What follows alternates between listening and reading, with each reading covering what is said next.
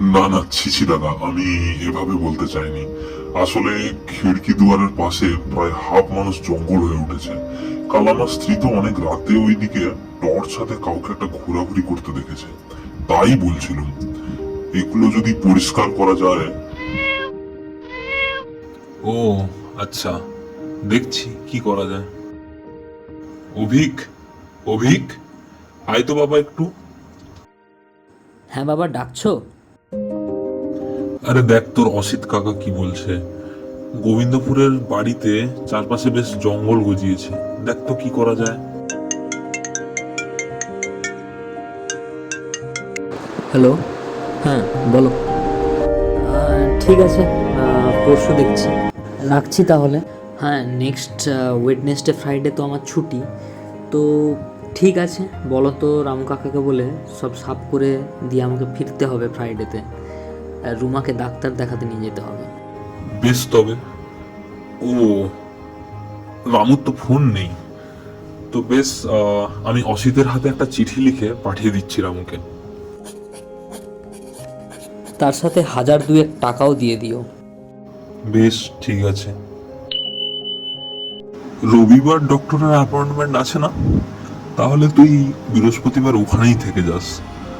শুক্রতে ভাবছি আমি আর তোর মা একবার যাব, তারপর শনিতে একসাথে ফিরে আসবো। আসলে আমার বড্ড ওদের দেখতে ইচ্ছে করে। অগত্যা রাজি না হওয়ার শত চেষ্টা করেও ব্যর্থ হয়ে শেষে রাজি হতে বাধ্য হলাম। কি একটা কুণ্ঠাবোধ যেন আমার ওই ভিটে বাড়িটাকে আমার থেকে আরও দূর করে তুলেছে। মাঝে মাঝে মনে হয় বাড়িটা না থাকলেই হয়তো, বা বেচে দিলে মন্দ হয় না, কিন্তু বাবা তা মানবে না। পরের দিন সকালে গাড়ি স্টার্ট করে গোবিন্দপুর পৌঁছতে প্রায় 4 ঘন্টা লেগে গেল।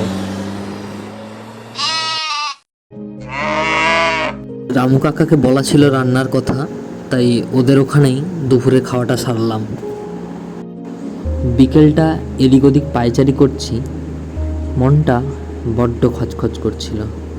খানিকটা অস্বস্তি কাটাতেই গাড়িটা নিয়ে বেরিয়ে পড়লুম নদীর পাড়টায়।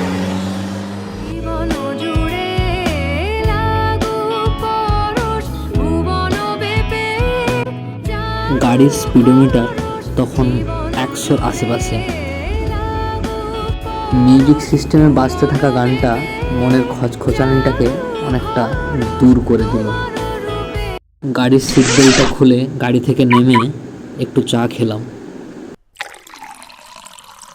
সন্ধেবেলা বাড়িতে এসে জুডিয়া ফার্লের প্রবাবিলিটি ইন কজালিটি ইনফারেন্স বইটা নিয়ে নাড়াচাড়া করছিলাম।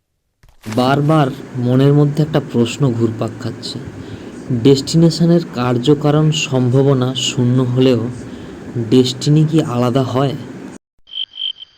দেয়ার are more things in heaven and earth, Horatio, than are dreamed of in your philosophy.